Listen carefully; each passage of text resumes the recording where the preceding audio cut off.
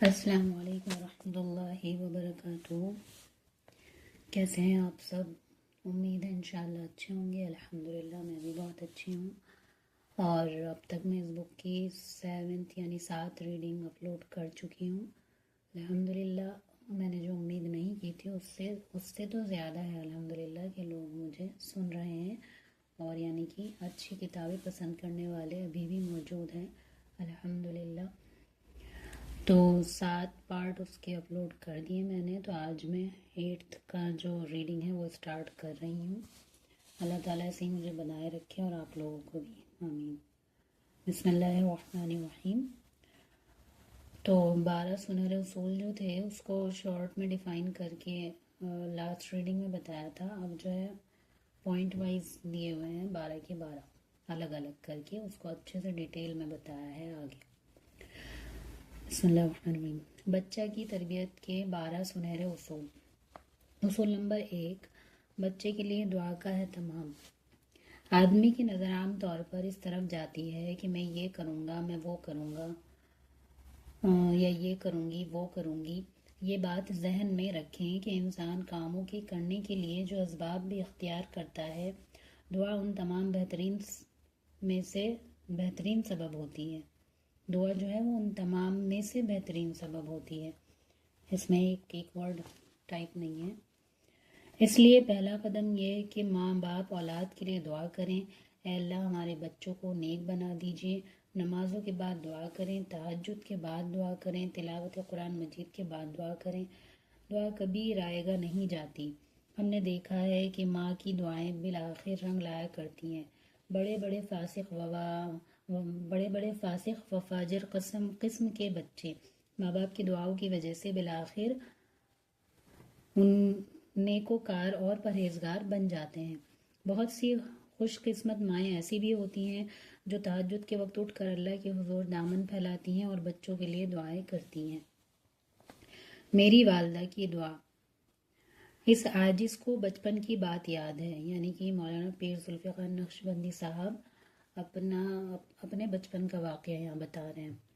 اس عاجز کو بچپن کی بات یاد ہے۔ یہ وہ عمر تھی جب عاجز اپنی والدہ کے ساتھ ایک بستر پر سوتا تھا۔ 2 سال 3 سال کی عمر ہوگی۔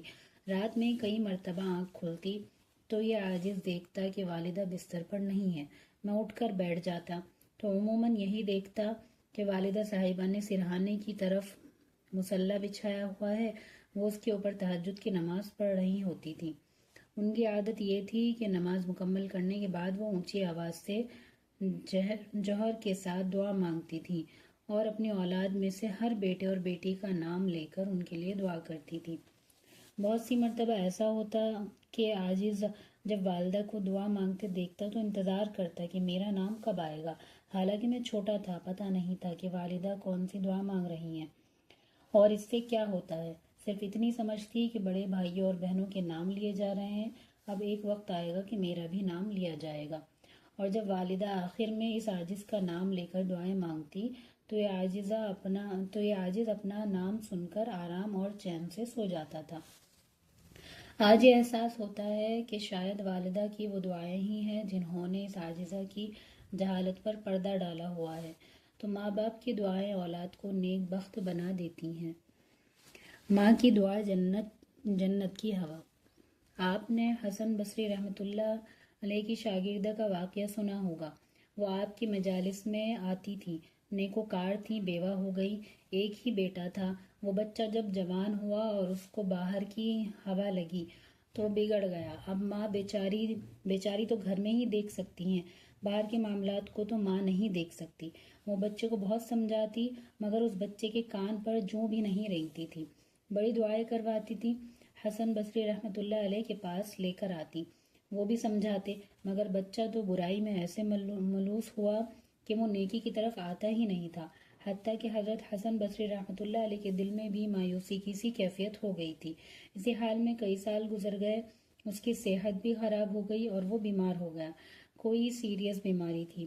گھر آیا، بستر پر لگ گیا۔ اس حال میں بھی اس کی ماں اس کے لیے ہدایت کی دعائیں کرتی اور اس کو سمجھاتی،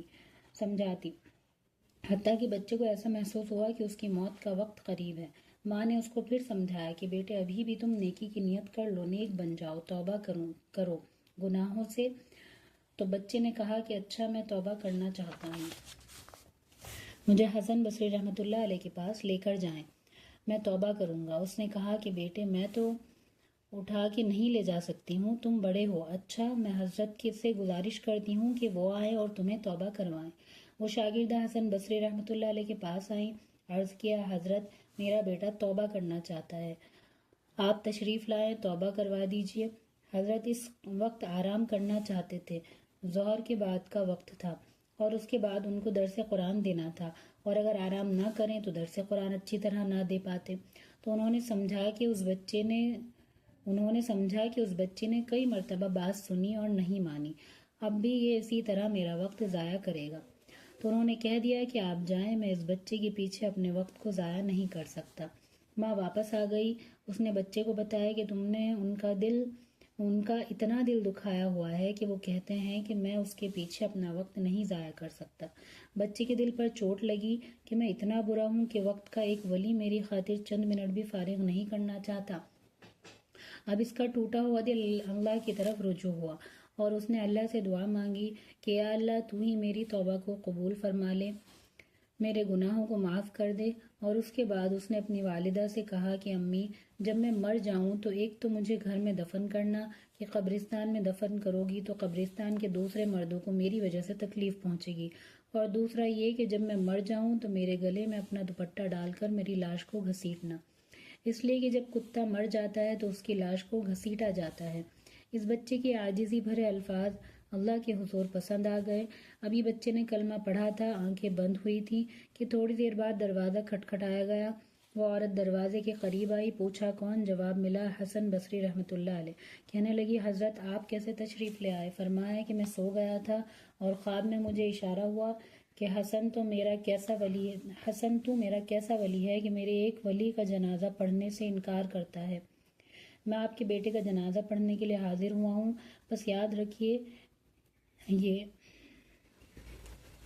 یہ ماں کی دعا جنت کی ہوا ہوتی ہے، اس لیے ماؤں کو چاہیے کہ اپنے بچوں کے لیے دعا کرتی رہے، یہ پوری زندگی کا عمل ہوتا ہے۔ بچہ کے لیے کیا مانگیں؟ بچوں کی تربیت کے سلسلے میں 2 دعائیں خاص طور سے مانگیں۔ دعا میں 2 باتیں ہوتی ہیں، ایک دعا تو یہ کریں کہ اللہ ان کا دل نیکی پر جما دے اور ان کو شر سے بچا دے، اور دوسری دعا یہ کریں کہ اللہ بچوں کی تربیت کے بارے میں برموقع جو بات ہو میرے دل میں ڈال دیجیے تاکہ میں صحیح فیصلہ کر سکوں۔ ماں کو کئی مرتبہ فیصلہ لینے میں دشواری ہوتی ہے، بچے کو ہینڈل کرنے میں، طرز تربیت طے کرنے میں دشواری ہوتی ہے، اس لیے کہ ہر بچے کی الگ الگ طبیعت ہوتی ہے، کچھ بچوں کی طبیعت میں تیزی ہوتی ہے، کچھ کی طبیعت میں دھیما پن ہوتا ہے، دونوں کو ہینڈل کرنے کا طریقہ الگ الگ ہوتا ہے۔ پھر بیٹوں کے اندر نافرمانی اور بغاوت کا مادہ زیادہ ہوتا ہے، بچیاں نرم ہوتی ہیں تو کس موقع پر کیا کرنا ہے یہ تو اللہ تعالیٰ ہی دل میں ڈالے گا، تبھی بات بن سکتی ہے، ورنہ کئی مرتبہ تو اپنی عقل اور سمجھ کام نہیں آتی۔ اس لیے دعا میں ایک تو بچوں کی نیک بختی کی دعا مانگیں اور دوسری یہ دعا مانگے کہ اللہ بچوں کے بارے میں جو بھی کوئی بات ہو میرے دل میں القاء فرما دیجیے تاکہ میں ہر موقع پر اچھا فیصلہ کر سکوں اور بچوں کو صحیح طور سے میں ہینڈل کر سکوں۔ چنانچہ ماں باپ کی دعائیں اولاد کے لیے ذخیرہ ہوتی ہیں۔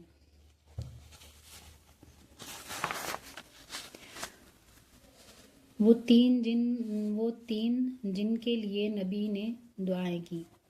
3 نوجوان بچے تھے، تینوں کا نام عبداللہ تھا اور تینوں نبی صلی اللہ علیہ وسلم کی خدمت میں رہتے تھے۔ نبی صلی اللہ علیہ وسلم تہجد کی نماز میں ان کا نام لے کر ان کے لیے دعائیں فرماتے تھے۔ نتیجہ یہ نکلا کہ عبداللہ بن عباس رضی اللہ عنہ امام المفسرین بنے، عبداللہ بن مسعود رضی اللہ عنہ امام الفقہاء بنے، عبداللہ بن عمر رضی اللہ عنہ امام المحدثین بنے۔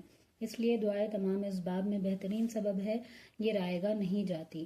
آپ غور کریں کہ اہل طائف نے نبی صلی اللہ علیہ وسلم کا کتنا دل دکھایا تھا اور نبی صلی اللہ علیہ وسلم نے بددعا کے بجائے یہ کہا تھا کہ ہو سکتا ہے ان کے اولادوں میں سے کوئی ایسا ہو جو اللہ کا فرما بردار بندہ بن جائے، دین پر آنے والا بن جائے۔ اللہ کے محبوب صلی اللہ علیہ وسلم کے الفاظ بھی پورے ہوئے کہ بنو ثقیف کا وہ قبیلہ جو طائف میں رہتا تھا ان کی آنے والی نسلوں میں محمد بن قاسم سقفی رحمۃ اللہ علیہ پیدا ہوئے اور وہ یہاں اس خطۂ زمین میں آئے جس سے ہمارا آپ کا تعلق ہے، اور ان کی وجہ سے یہاں کے لوگوں کو ایمان نصیب ہوا۔ ہمیں جو ایمان ملا یہ ایسے بندے کی وجہ سے ملا جس کے لیے اللہ کے حبیب صلی اللہ علیہ وسلم کی دعا تھی۔ تو یہ والی ریڈنگ میں یہیں ختم کر رہی ہوں، انشاءاللہ آگے نیکسٹ ویڈیو میں آگے کا پڑھتے ہیں۔ اللہ حافظ، فی امان اللہ۔ پسند آتا جا رہا ہے تو چینل کو سبسکرائب کرتے چلیں، لائک شیئر اور کمنٹ کرتے رہیں۔ کوئی اچھی کتاب آپ لوگوں کو پتہ ہو تو مجھے بتائیں، انشاءاللہ میں وہ بھی پڑھوں گی، اور شیئر ضرور کرتے چلیں۔ اللہ حافظ۔